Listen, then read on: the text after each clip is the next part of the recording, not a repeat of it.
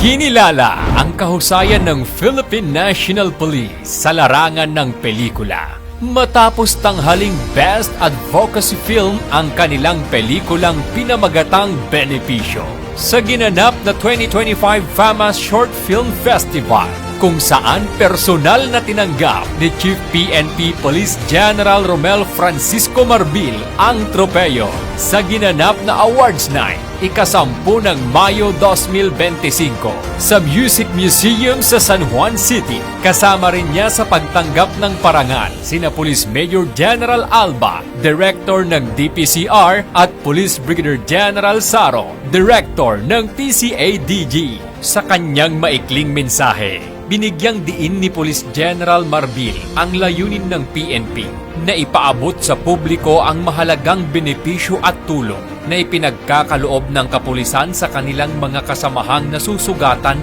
o nasasawi sa mga operasyon. Aniya, hinding-hindi natin pababayaan ang ating mga pulis na nag-aalay ng kanilang buhay para sa bayan.